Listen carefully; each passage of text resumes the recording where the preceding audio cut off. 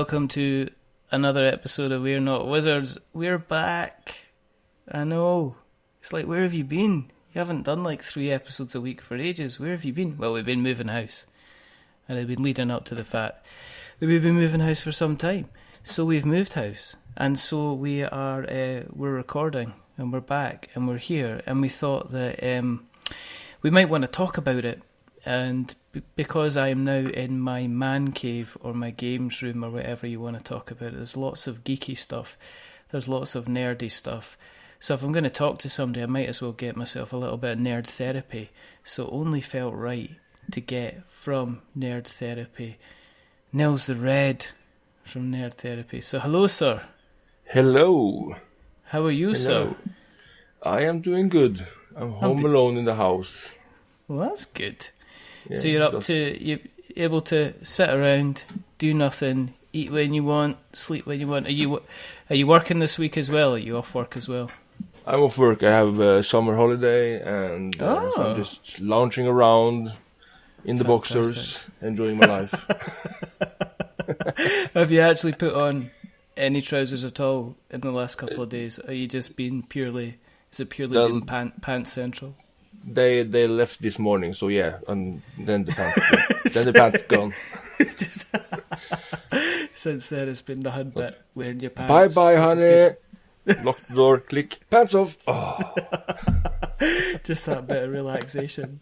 That's cool. We better do the admin for people that haven't listened to us before. Hello. Thank you for listening. The reason that we do this is because there's quite simply not enough podcasts out there about board games. Well, maybe there is. You need to check iTunes. I don't check iTunes anymore. Just don't bother. And the other reason that we do this is because Nils was on a little while ago when we had the rest of the Nerd Therapy crew on. And we've kind of promised to have people back on again. And it's just through one of these things and people being busy and stuff like that. It just, Nils said, I'm free this week. I said, I'm recording this week. And it seemed like a good time to get everybody back together in the saddle, as you would say. Yeah. So, felt it was a good time to find out a little bit more about yourself, because obviously we talked, we kind of covered. We talked with Penny, we talked with Chris, but you didn't get a kind of a chance to kind of tell us a kind of a bit about yourself. So, do you want to start off? Do you want to tell us a little bit about how you kind of got into the kind of the tabletop, the RPG type hobby? Obviously you're not in the UK. No, So, I'm in Norway. You're in Norway, which is it's a little bit more on a bus journey. But how did you get into the hobby first of all? Well, I've never actually played D&D up until about a year and a half ago. Mm-hmm. I played board games with the family and that stuff, but nothing big. I wasn't that much of a gamer actually either. Just an odd PC game or something. But then I found podcasting and I found the Incomparable, and they started their D&D thing, and I was hooked basically. And having a brother-in-law that used to play D&D and telling me stories from the campaigns and such that I thought was funny, and I've been reading his battle logs on the internet, so that rekindled it. And basically I found Ian on the Facebook community and everything rolled from there, and now I'm hooked. Hook, line and sinker. Do you have a collection? Do you have a board game collection yourself then? I mean, you mentioned you kind of started off with the board games, so do you have a small collection yourself? I have just the odd, with the regular Monopoly and all that, Cluedo and that stuff, but nothing fancy. It's just for the family. So one day maybe I will start buying more games, but right now it's enough for me with the D&D. So you really, you're one of the guys that you've not been in the hobby like a couple of years. So you've right at the beginning, so you've not got a mass collection or anything like that? The No, only thing you've nothing concentrated like on? that. 5e was my first introduction to Dungeons and Dragons, so I didn't even have the baggage from 3.5 and 4. Yeah? Although when I listened to the Incomparable, they were playing 3.5 at the beginning, I think, and then went over to 5e. So there was some parts I was like, why isn't there any bloody or some parts I thought were missing from the game, but I realized they were playing a different version. So, I mean, when you started off, I mean, is it easy to get into kind of like the D&D scene? I mean, because obviously I listened to Nerd Therapy, I listened to A Quest for Magic and Steel, and you guys you kind of skirt around the really, really complicated stuff. You never really, really kind of go into, you never kind of really, really go into the rule book. There doesn't seem to be a massive, you have battles and stuff like that, but there doesn't seem to be like a number roll for every single time you're kind of doing something. It's all kept kind of quite light and kind of quite accessible. Obviously the battles are something different. But I mean, you going into the hobby, did you find it quite accessible? Did you find it quite easy to get into? I did actually. Of course, it helped that I've been listening to the podcast about the Incomparable guys playing, and you pick up stuff after a while, and you start to get the hang of the game, even though you're not playing it, and so that helped. I wasn't completely noob when I started. But still, it was listening to a game and playing a game is two different things. So it's there was a bit of how do I do this in the beginning, but it came pretty rapidly actually, and I found D&D at least the 5e edition actually quite easy to get into, and the rules aren't too complicated. You can do a bit of hand waving, or you can be a stiffler about the rules. That's up to the DM. Yeah. Luckily for us, Ben he likes the hand wavy stuff, and he's a forgiving DM.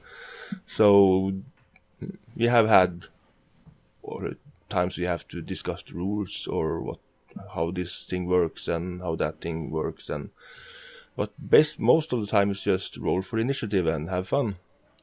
Exactly. My two favorite words. Did you find? I mean, obviously you being Norwegian, was there a language barrier at all? No. I've been. My English is pretty good. It's I understand it probably better than I speak it, but so I have an accent. I don't like it, but yeah, it's there. I'm Norwegian. What can I do? But no, English is no problem for me. So I actually prefer, if I were to be honest, if I were to play D&D now in Norwegian, I would actually feel odd. It would probably be more embarrassing for me to play it in Norwegian than in English. Really? Because it's like you become a different character altogether when you play it in English, because it's not my main language, so I can really become Eldrick when I play. I don't have to think too much. Yeah. Have you looked at kind of local groups to where you kind of live then? I mean, are there kind of local kind of D&D groups? Is that something that you've ever investigated, or is that something that you've got what you've got with Nerd Therapy? I know there's a few of them in the city, but we live like a half an hour drive outside the city, so it's around here. There's nothing. Mm-hmm. I know one guy who's a childhood friend of my brother-in-law who did play some, but I don't know the guy particularly, so there's no group around here.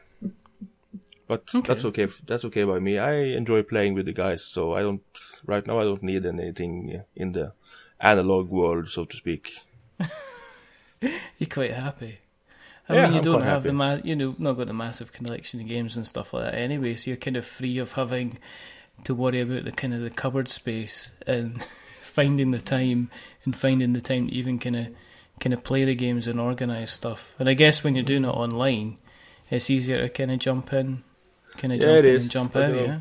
Still with house and family and kids and everything, finding the time, Yeah. that's not easy. But, we try to do the every third Saturday that we have. But I have been absent for a few sessions now, and David Steele have been helpful enough to step in my place. And he's been enjoying himself, and I've been enjoying listening to it, so it's all good. Yeah. Yeah. I guess one of the questions is, he seems to be doing a constant impression of you, but he has you. He's kind of doing like an Arnold Schwarzenegger impression. Yeah, he tried. Have you taken him aside and said, "David, you're a lovely guy, but I'm not Austrian." No, I gave him my blessing. He told me he couldn't do Norwegian accent, so he said, if it's okay, I'll do Arnold. I said, go for it, man. But I don't know, I don't think I've ever heard kind of like a D&D campaign that's had so many helicopters in it, because every kind of, at least once per episode, you got David screaming down the microphone, "Get to the chopper," kind of thing. Get to the chopper! Yeah, I'm not sure what kind of planet Aldrich thinks he's on, but there's no chopper in D&D. Exactly. Unless it's some kind of like big sword kind of thing. Yeah. Yeah. How did you get involved in? I mean, you touched on it very, very briefly about the the Facebook group. But how did you get involved directly in the kind of like the Nerd Therapy kind of podcast then?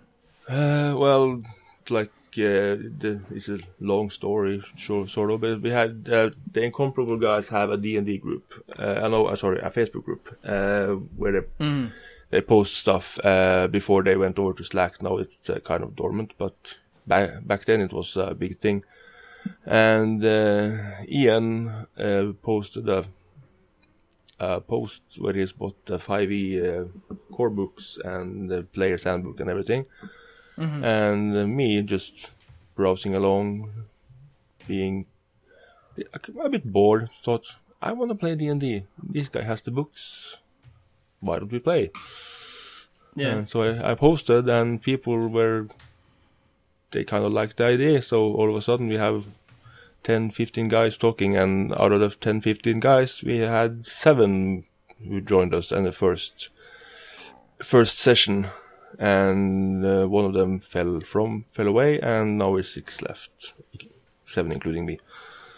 So was it kind of weird, kind of talking to strangers? I mean, look at it this way, right? There's a lot of people that have, internet friends. There's a whole pile of us that can say, right, I know, for instance, I know a lot of people kind of in the hobby. I wouldn't say I know a lot of people to speak to the hobby. And I know a lot of people I'll message kind of back and forth, but I'll never actually kind of speak to them on a voice-to-voice basis. Me and you occasionally share messages, but we don't actually talk kind of back and forward like on Skype.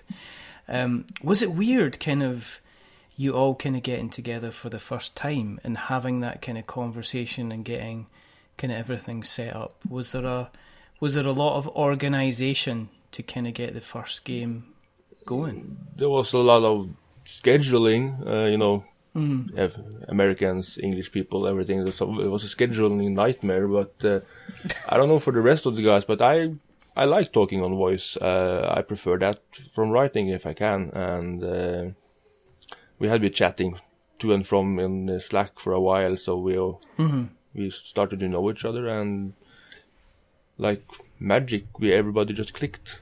We have the same humor and we have the same mentality, so to speak. Some of us might be more childish than others, but Ian, yeah, and Ian, Chris, yeah, okay, Penny. We're mostly childish, but okay. Some have impulse control, some have shame, some don't. Some have, especially if you're Ian, you've got no shame whatsoever. Yeah. Have you been playing the same character for a while? I mean, how long's Nerd? Because Nerd Therapy is basically, it's a podcast which is following the adventures of your crew, the team, as they're going through various kind of missions and stories, and sometimes you got like your main mission, and then you'll have kind of occasional kind of breakaway ones, and you've been kind of rolling with the same kind of team for, as you said, for quite a while as well. Yeah.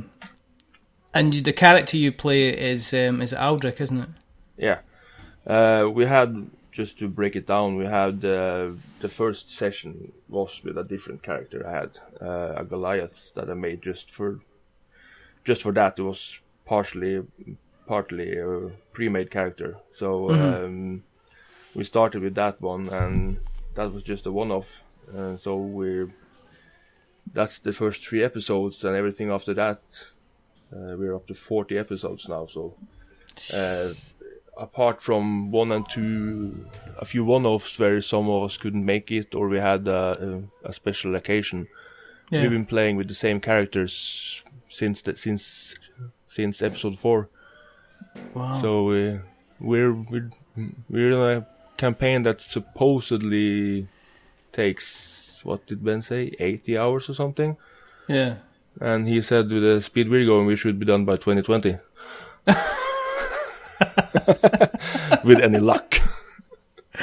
So maybe this might be a long-term thing. This might be a retirement thing, because I've heard of stories. I've heard of stories that people like, you see them playing. They've been playing the same Dungeons and Dragons game for like the last 25 years or something like that, and they're all kind of old and grey, and they've kind of built up their own their own teams, and the scenery that they have is absolutely stunning, and they've just invested so much into it they can almost kind of double guess. But I guess the question is, right, when you were you could have got together, you could have just been a group, you could have done the roll, I take it it's roll 20 that you used for, where did the decision come to say, guys, this is a lot of fun, let's kind of turn it into a podcast? Where did that kind of come from?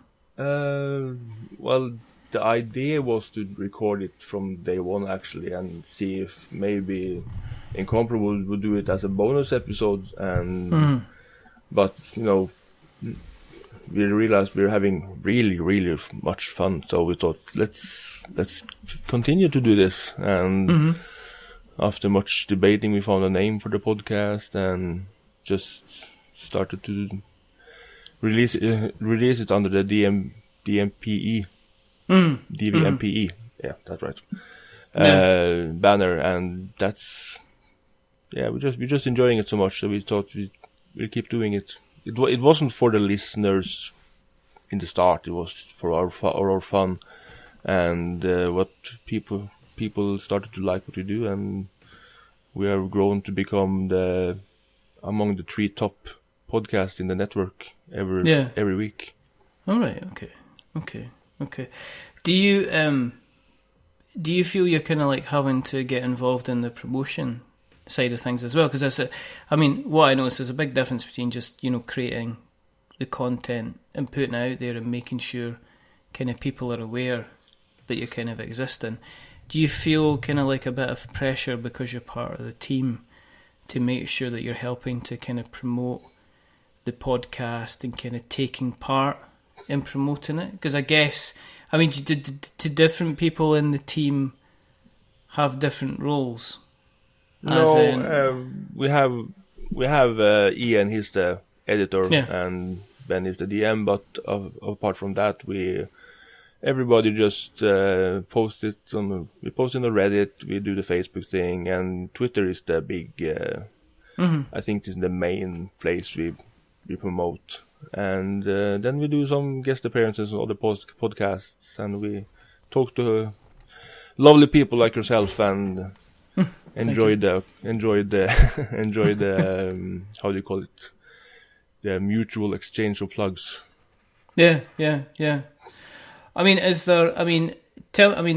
As I say, tell me about the kind of the character at the moment and where you are with the story with regards to what you're playing just now.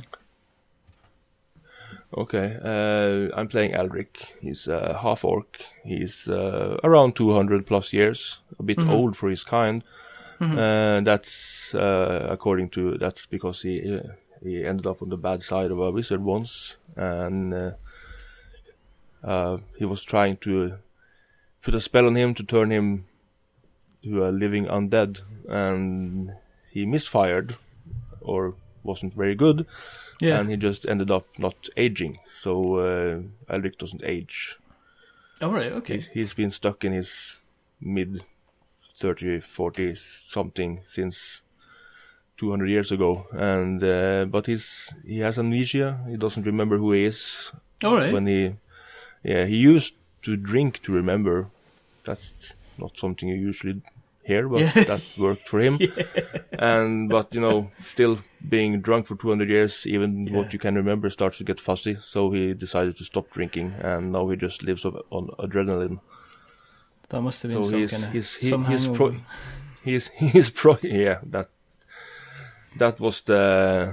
that was his excuse for being absent a few times. He was detoxing. So now he's just prone to picking fights wherever he can, so he can keep his adrenaline up. Oh, right. So is he the member of the party that is like, you're approaching a pack of wolves, what do? Do you wait in the bushes? And it's like, no, you just go ahead and kind of like charge, sword draw, and start fighting things all the time. Yeah, that's my play style, so that works perfect. I'm the guy who goes. If you go to a barn or something, you hear strange noises in the attic. Do you investigate? I go inside. And everybody else is just standing outside. But what? And you hear the DM. How much is the character of kind of Aldrich like yourself then? I mean, is it a complete departure? Because you sound quite kind of quite chilled individual. But are you the kind of guy? Are you the kind of the angry, going about causing mischief type of person, or are you quite kind of laid back? I may cause mischief, but I'm not. I try not to be angry. But yeah, he's based a bit on myself. I'm battling with depression, and I have some internal anger roaming around. So D&D is a good way of getting that out. So yeah, he's probably what I would be if I didn't have self-control. Okay. I guess. So yeah, it's a bit like who I'm on the inside, I guess. But also I like to cause mischief, and I like to prank people and that stuff. So that's all me. I mean, of course, I have no shame. So. Well, you're sober now, so you've got no excuse for making a fool of yourself. I mean, before when you were drunk, you were fine. Now, if you cause any mischief, it's because you're sober and because you're kind of like a scallywag. My wife keeps telling me I have to think about what I do, and goes like, "But what's the fun in that? Where's the fun in that?" So yeah, I can be a nuisance sometimes, and my oldest kid is like, "Dad, please, you're embarrassing me." I know, it's fun. It's, as a father, it's your right to embarrass your children. No, as my father, it's my duty. It is your duty. Yeah, it's my duty to embarrass her so I can prepare her for the real life. Well, exactly. Yeah. At some point, they can't go about thinking you're completely wonderful and completely cool all the time. On occasion, you're not doing your duty, as you said, unless they're at some point going, "Oh, Dad." Yeah. She has a boyfriend. I've been threatening to call him Loverboy when he comes around. Ooh. So every time he calls, I'm on the other side of the living room going, "Loverboy." Oh my goodness. And she's like, "Dad!" Stomp. She must be loving that. She must be absolutely loving that. Yeah. But as I say, no, you're allowed to do that. You're being protective, no matter what she maybe thinks at the moment, how embarrassing you are. Yeah, she's going on 13, so I have to enjoy it while I can. Exactly. Because, next thing you know, there'll be they'll be turning up with grandkids. Oh, you know, God. they'll be 30 years old, and you'll be like, what happened? Where did all the kind of the time go? Yeah, but if when she comes with grandkids, I get to teach them how to embarrass her. Exactly. So you get to kind of like do a sandwich action. Yeah. You get to do it from both. You get to do it from both sides. I was just going to say I have a 6-year-old daughter too, and she's been picking up my slack every now and then. So she's been embarrassing your daughter as well. That's absolutely fantastic. I heard her once. Who are you talking to? She says the name of her boyfriend, and she's like, "Oh, the lover boy."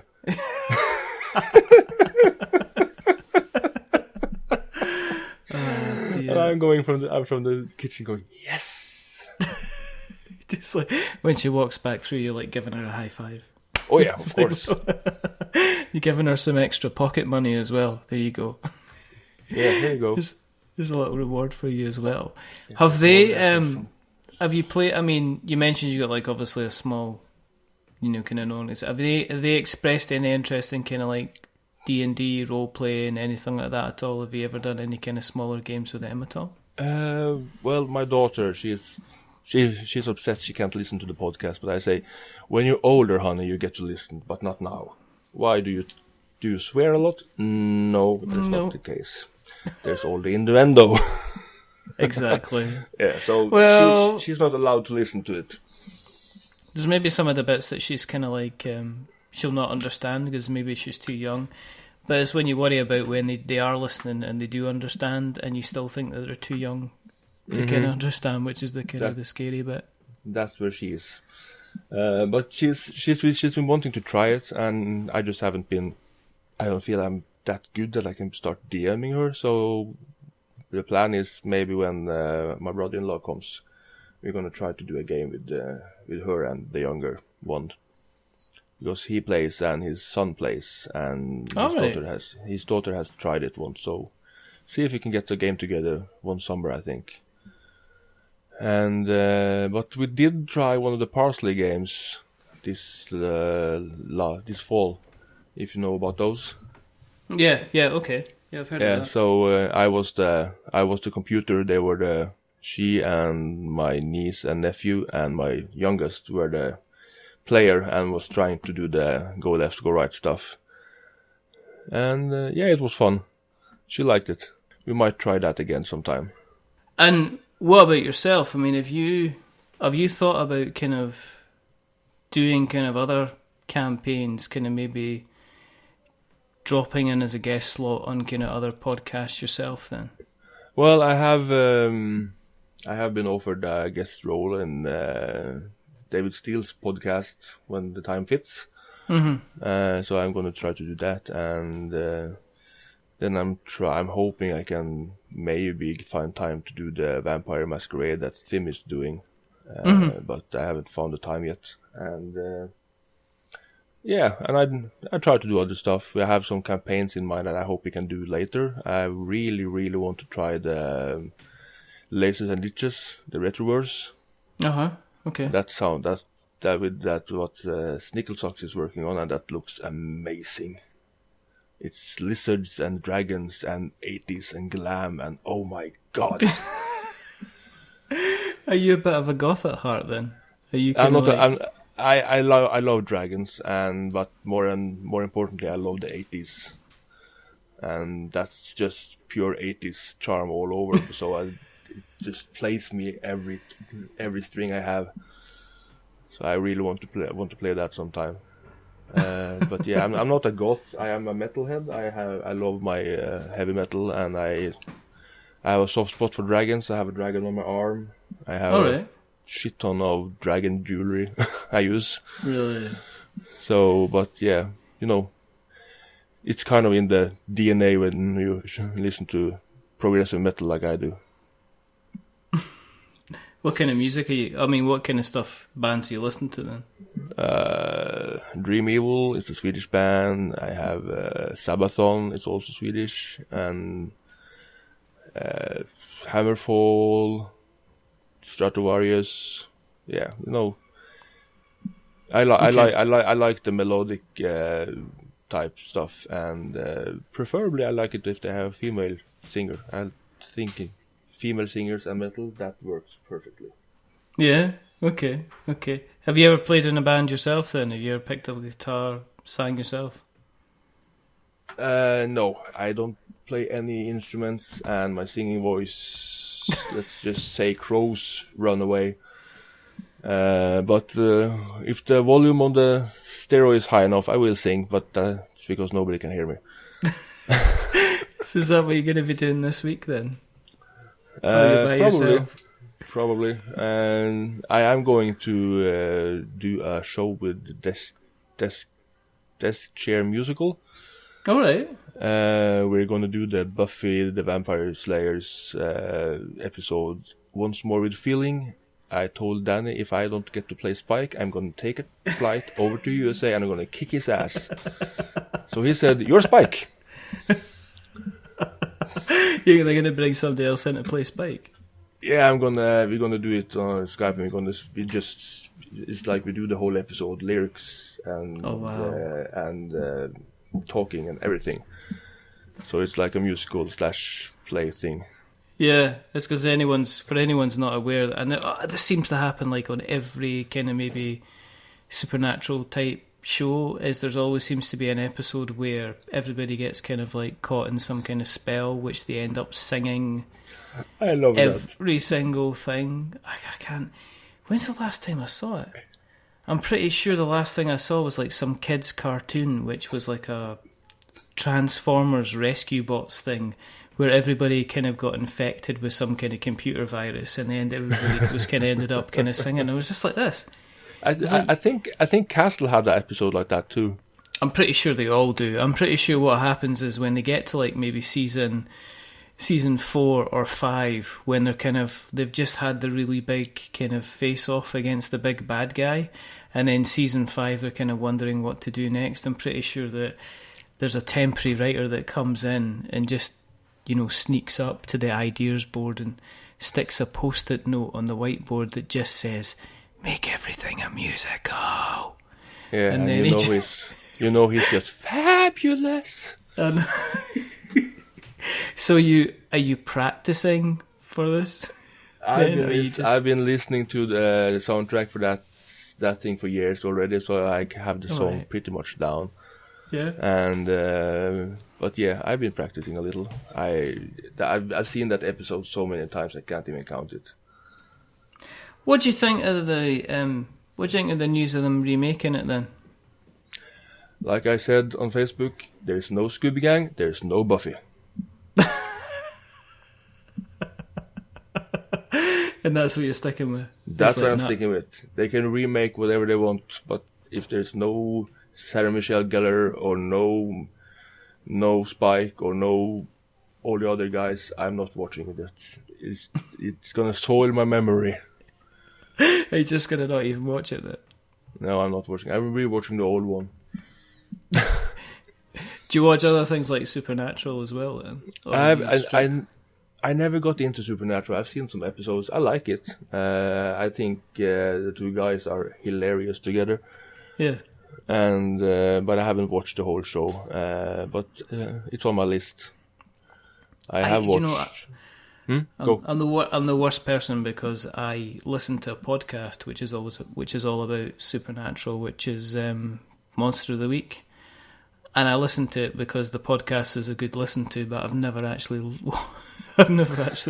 watched kind of like more than a couple of episodes of the show, so I've kind of learned how the show goes, but I've got this skewed view of how the characters are based completely around the way that these guys talk about it. It's Jeremy Greer and Chris Mosier, who are both friends of mine that do the kind of the Monster of the Week podcast, and it's a good listen if you haven't listened to it. It's good fun, but they're kind of like talking about the climax. I think they're up to the end of season 7 or something like that in Supernatural. So they're talking about Leviathans and stuff like that. I have no idea 85% of the time what they're talking about.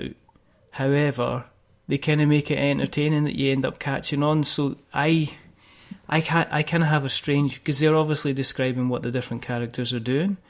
So if you can imagine somebody actually going through and just reading and going through like the Buffy kind of things, my view of, you know, what say like Castiel or Bobby or Sam or Dean are kind of currently looking like, how they act and stuff like that is probably completely different from what actually happens in the TV show. So probably we'll have to see. I've been doing that with books and comics for years. I listen to The Incomparable talking about books I haven't read or comics I haven't seen or old movies I haven't seen or just seen parts of. But I still listen because it's entertaining, and maybe I watch the movie later or I don't. It's still fun to listen to. Yeah, I think as I say, one day I'm going to go back and I'm going to start watching the Supernatural TV series, and I'm just going to think it's either the best thing ever, or I'm going to think it's absolutely rubbish, or I'm going to end up having to go back and start listening to the podcast again just to kind of catch up. I'm interested to see, because I was a teenager. I was probably around about the same age as a Buffy when they were doing their Buffy thing. So I kind of like was the same age, if not older, when they were on TV. So I'm kind of interested to see. I'm kind of really interested to see what they do with the next series, because how do you take Giles and make Giles? Do you take a new Giles? What do you do with Spike? What do you do with Buffy? Yeah, do you bring them back, or do you make them new? But then again, if you think about it, Nils, there's a whole generation of kids that Buffy hasn't really been on. So it's not like it was repeated. I don't remember it being kind of one of these shows that was repeated again and again and again.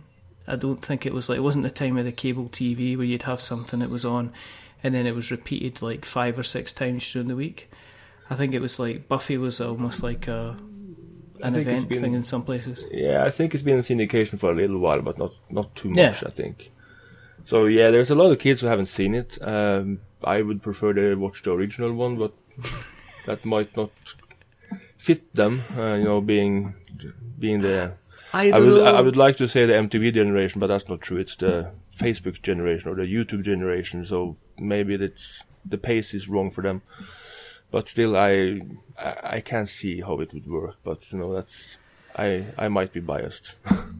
I will see. It's difficult when you see kind of like an IP that you've kind of grown up with and you've watched every single series all the way through from the very beginning through to like almost like pretty much the end of it, and then kind of seeing it maybe kind of remade, and it's like, well, worst case scenario, what it might do is it might encourage people to go back and look at the older stuff, but then it's kind of like, how has it aged? Is it terrible? Is it good? Is it, are you going to look at it and go, yeah, that's not very good. That's a bit uncomfortable kind of thing. But we'll have to kind of see. Yeah, I saw, just to stay on the subject a little while more, I saw the remake of MacGyver. Have you seen that one? Mm-hmm. Yeah, and I went into it really skeptical because, I grew up in MacGyver. I watched every single season of MacGyver at least twice. Mm-hmm. But that hasn't kept too good when you rewatch it now. It's a bit campy, and I thought I'd give it a try. And you know what? It's really good. Yeah. It's really, really good. I watched all the seasons that's been out now, and I was really enjoying it. So, yeah, it could happen. They could be doing something right, but I refer my right to be skeptical. You're just an old-time fan. Yeah, I'm an old fart. Get off my lawn! Where are you going, lover boy? Yeah, come back here. When the time comes, she's going on a date. Yeah. When that time comes, I'm going to go all in bad boy style at the door. You can't do that. You're just going to stand at the door with like a shovel in your hand. And just when he looks out, just point to the garden where there's like a hole dug in the garden. I haven't thought of that. Thank you.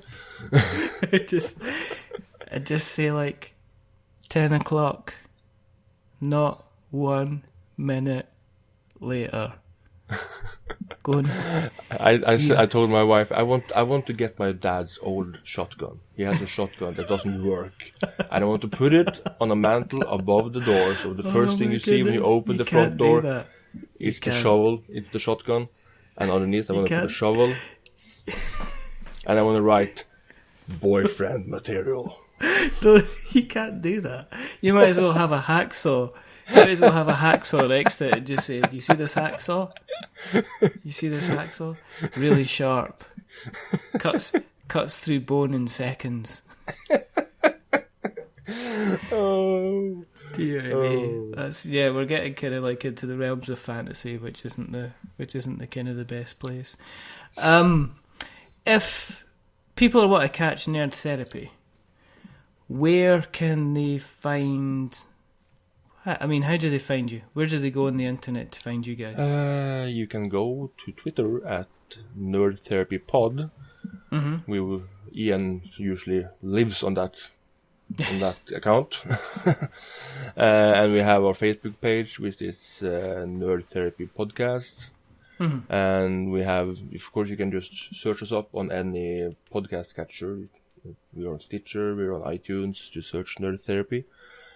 And we have a webpage. It's nerdtherapy.xyz. Mm-hmm. I love that extension. So you find all the links there. And I think Jason is doing something with Tumblr on that page. I haven't watched. Tumblr's a complete mystery. I don't like Tumblr. I have no idea. I get sent links occasionally to Tumblr with kind of just completely random stuff. I think the best thing I've been sent so far is somebody playing Smells Like Teen Spirit by Nirvana on a set of children's musical instruments, and it is the best thing I've ever seen in my life. I laughed so hard, but then apparently when I publish an episode, apparently that goes on Tumblr now, and I have no idea where it goes. I have no idea how it works. I don't know if you're meant to attach some kind of picture to it. I have no idea. I just, apparently it's meant to be a good thing. I am absolutely clueless when it comes to certain things. As far as I'm aware, Tumblr is useful for putting up kind of like GIFs and small videos of, as I said, Nirvana, which is fair enough as far as I'm kind of aware. If people want to catch you on the internet, where can we find you? Well, it's basically just one place. I have a Facebook account, but I try to keep that for close friends and family only. Mm-hmm. So I am on the Facebook page we have sometimes, but if you want to talk to me, you can find me on Twitter at Heavy Metal Jesus. That's my Which kind of I have no words. I have one word, which is why. I mean, how long have you had that for? I've had that for, I think, since 2007. Wow. So it's been with me a long time. It comes from a song by Dream Evil. That's one of my favorite songs. I took it from that. And, of course, I'm Christian and I like heavy metal, so why not? Well, there you go. And, that's fair enough. And the name is catchy and it gets people's attention, and people just tweet me because they see my name a lot. Why? And it's a conversation starter. So I can't change. I can never change. I'm stuck. You have to stick with it now. Because if you got it, then somebody else would get it, and that would be an absolute waste if somebody else got kind of like Heavy Metal Jesus. You can't give it up. No. Nils, you have to promise me that's going to stay with you. Yeah, it's going to stay with me forever. Forever. I'm going to have it on my tombstone. Just the big at sign, and then Heavy Metal Jesus lies here. Yeah. But give him 3 days, he might be back again. Yeah, of course, that's true. Yeah, that could be the kicker. It's fun because the name has given me opportunities I wouldn't have because people take notice. Mm-hmm. I'm actually going on the Broadcast Basement podcast later this week because Chris Lanuti thought that my Twitter name was fun and just it stuck in his mind. So when I hit him up and asked if he wanted a guest, he said, "Sure, yeah, why not?" So it's useful then. It's useful. Yeah, it serves my purpose. Good stuff. They even named an episode after me, so I'm happy. Well, there you go then. You can't get much better than that. No, we can't. If you want to keep an eye what we're up to, then there's a couple of ways you can do that. You can find us on Twitter, which is, I've not done this in weeks, and it's like try to remember all the things. You can go to twitter.com and you'll find us at We're Not Wizards. You can go to facebook.com and find us on We're Not Wizards. You can go to Instagram and guess what? We're Not Wizards. You can go to our blog, which is we're not wizards.blogspot.com, and go there because the wonderful Paul Kellett has written a piece, an article about Snowdonia recently. He's given us a small review, which was very, very much gratefully received. You can find us on all the podcast catchers like Stitcher and Spreaker and Acast and Player FM and all those wonderful places. If you go to Apple Podcasts, if you drop us a subscription, that would be absolutely brilliant. If you like us even more than that, then please consider dropping us a rating or a review. And as we say, if you are going to be doing that, then please don't give us a 10 because it makes us big-headed, but don't give us a 1 because it makes us cry. Give us a 5 because it's in the middle and it's a little bit average. Yeah. But the and person of course, please do that for Nerd Therapy too. Yeah, absolutely. And definitely check them out. And as I say, what we'll do is we'll put all the links that Nils has given us in the show notes so that we have notes to show. If you wanted to support us, we do have a Patreon, which you can find on patreon.com/We're Not Wizards. We are going to be trying to ramp up the amount of content that we have in terms of, we're doing some podcasts, we're doing some writing. We're going to try and increase that over the next couple of months with what we're doing. So your help and your support would be gratefully received. And thank you to our latest Patreon, who's John, who jumped on board, and thank you very, very much for that. But thank you, Nils, for coming on the show. Yeah, and I want to say one thing. There's one address you forgot to mention. What's that? WeLoveWizards.com also points to you. Just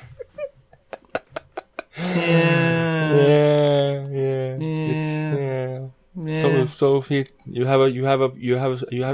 have something to explain to your followers, man. No, WeLoveWizards.com. I got nothing to do with me. I think it's got something to actually do with you, and you know it fine well. No, how can you think such a thing? And I want to say, for those who want to, if you leave Nerd Therapy a review, you have this thing going that if you do and you send us a tweet with a screenshot, we will make an NPC out of you. Yes, which is a nice thing to do, because it's always, as we always try and say, if you listen to some content and you like the content that you're hearing, then let the people know that are making the content, because there is nothing nicer than getting a message through just to say from somebody, "Oh, I like what you're doing." It really, really makes. It can really make a difference to otherwise a dull and dreary day in this world that we inhabit at the moment. And you can end up in our game as an NPC, and we will read your name out loud in the start. Absolutely. Yeah. Thank you for coming on, sir. It's been it's been a blast. Pleasure. There's only 2 more things to do. The first thing is to remember that we are many things, but we're not wizards. Are you sure? We wizards? You don't even start. I shouldn't even ask the question. I'm not. I need to buy more. More names for you. Yeah. No, you don't. You don't have to do that. And the second thing is to say goodbye. So it's a goodbye from Nils. Say goodbye, Nils. Goodbye, Nils. And it's a goodbye from me. Remember, stay safe, roll sixes, check out Nerd Therapy. Yeah, give it a listen. And it's fun. It's a good laugh. It's very, very easy on the ears, and it's also incredibly funny, even with a bit of innuendo thrown in by... It's usually Chris and Penny that are the filth monsters, to be honest. Yeah, you'd think the English people were nice and polite, but no. You would think, but no, absolutely just filth. It's just ridiculous. Yeah. But until the next time, goodbye. Say goodbye, Nils. Bye.